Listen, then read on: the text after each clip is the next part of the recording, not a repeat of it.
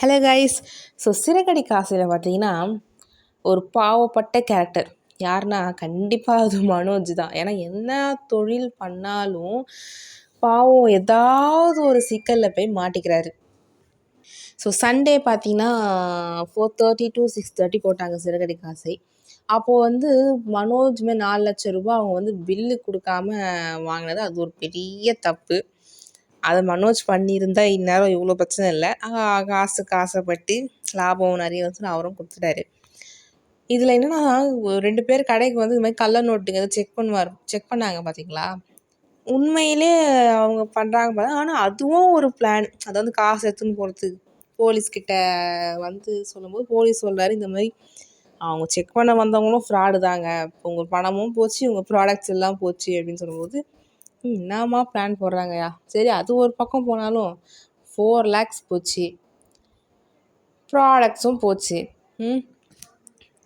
இதில் மனோஜுக்கு உதவுனது பார்த்தீங்கன்னா மீனாவோடைய நகைகள் தான். ஓகேங்களா. அந்த பை மாறும் பார்த்தீங்களா, அந்த ஃபிஷ் பேக்கும் இந்த பேக்கும் அப்போவாச்சும் மீனா கொஞ்சம் திறந்து பார்த்துருந்தா எப்பயோ தெரிய வேண்டிய உண்மை இப்போவே தெரிஞ்சிருக்கும். பட் அதுவும் மிஸ் ஆயிடுச்சு.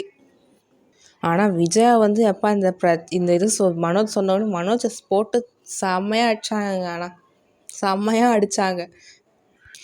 இப்போ வந்து பார்த்திங்கன்னா முத்து வந்து இந்த மாதிரி அவங்க பாட்டிக்கு பர்த்டேக்கு வந்து இது மாதிரி கோல்டு செயின் வாங்கி போடணும், அதனால் வந்து நான் வந்து பாட்டிக்கு செயின் வாங்கி தரணும்னு சொல்லிட்டு இந்த மாதிரி உன் நகையெல்லாம் கேளு, அதை விற்று நம்ம வாங்கி தரலான்னு சொல்லும்போது விஜயா வந்து இந்த மாதிரி சொல்லுவாங்க மனோஜ்கிட்ட, நீ வந்து அழகு தாண்டா வச்ச, இது பண்ணடான்னு சொல்ல, நான் விற்றுட்டாமா.